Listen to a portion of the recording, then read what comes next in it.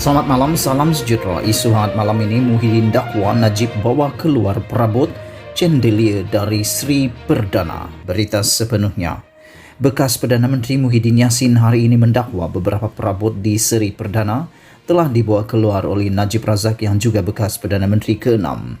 Muhyiddin pada sidang medianya lewat petang tadi berkata, chandelier antara barang yang dibawa keluar dari kediaman rasmi Perdana Menteri itu.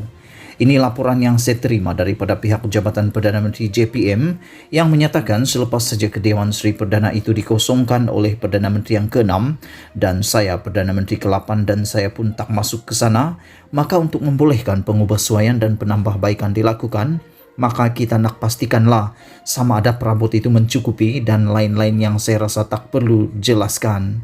Jadi ada perkara yang berbangkit adalah kerana ada perkara itu adalah perabot, chandelier dan barang-barang yang ada di kediaman itu dikatakan dimiliki oleh Perdana Menteri ke-6, katanya dalam sidang media di Kuala Lumpur hari ini.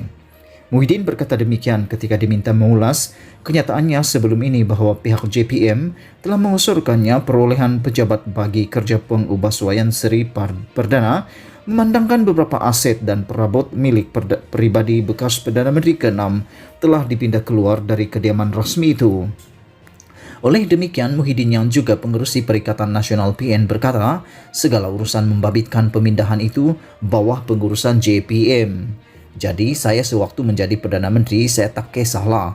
Kalau itu hak dia, pasal dia dakwa begitu, maka terserahlah kepada pihak Jabatan PM untuk berikan kebenaran untuk beliau mengangkat atau mengeluarkan barang-barang tersebut. Saya tidak menguruskan soal perkara itu kerana dia ada penjaga. Saya tak pasti sama ada daftar inventori perabot dan sebagainya, dan itu bukan bidang tugas Perdana Menteri.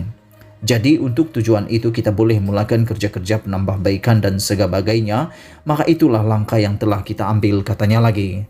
Terdahulu, Menteri di Jabatan Perdana Menteri Abdul Latif Ahmad mendedahkan bahawa ubahsuai Sri Perdana menelan kos setinggi itu kerana bangunan berkenaan sangat memerlukan kerja baik pulih akibat banyak kerosahan seperti penggantian pendawaian elektrik dan kebocoran pada bumbungnya. Katanya, projek itu diluluskan pada 19 Mac 2021 dan kerja-kerja membaik pulih pula bermula pada 29 Mac dan dijangka siap pada 7 Disember nanti. Penjelasan Abdul Latif bagi menjawab isu yang dibangkitkan Ahli Parlimen Pokok Sena Mahfuz Omar di Dewan Rakyat beberapa hari lalu. Ekoran pendedahan itu, Najib menemplak Muhyiddin yang juga Presiden Bersatu kerana memulakan pengubahsuaian Sri Perdana ketika menjadi Perdana Menteri di tengah penularan wabak COVID-19. Katanya pengubahsuaian yang bermula Mac itu berlaku sebulan sebelum kenyataan Muhyiddin bahawa kerajaan sudah tiada banyak wang ekoran peruntukan yang dikeluarkan untuk menangani wabak itu.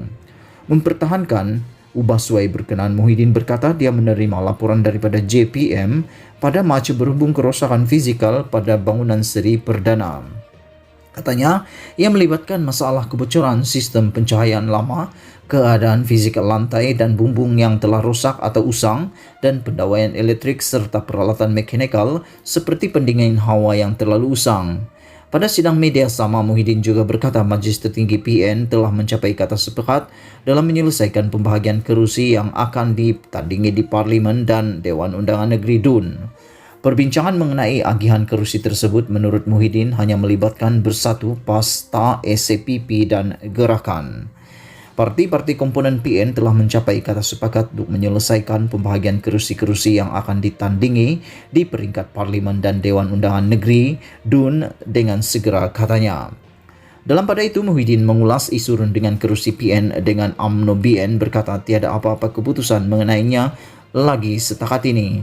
Sementara itu, PN belum membuat apa-apa keputusan kerana kita tidak pasti hala tuju UMNO ke hadapan dan belum ada satu kenyataan yang jelas daripada kepimpinan UMNO BN sendiri supaya rundingan itu dibuat antara kita, parti-parti PN. Jadi, asasnya yang kita akan rundingkan adalah kerusi-kerusi Parlimen dan DUN yang kita akan agihkan antara parti-parti Bersatu, PAS, STA, SCPP dan Gerakan.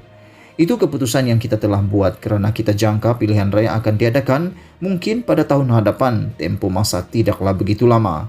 Jadi kalau kita nak tunggu parti lain buat keputusan dan pendirian ini akan menjenjaskan urusan parti, urusan pilihan raya yang nak diatur oleh parti-parti PN, tambahnya.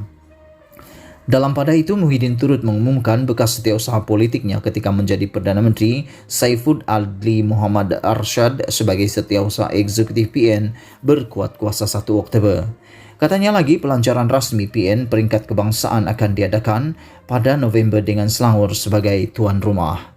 Sekian, sila tinggalkan komen anda untuk penambahbaikan pada video yang akan datang. Malaysia kita punya, kita jaga sama-sama, cintai Malaysiaku. Kita jumpa lagi. Bye-bye.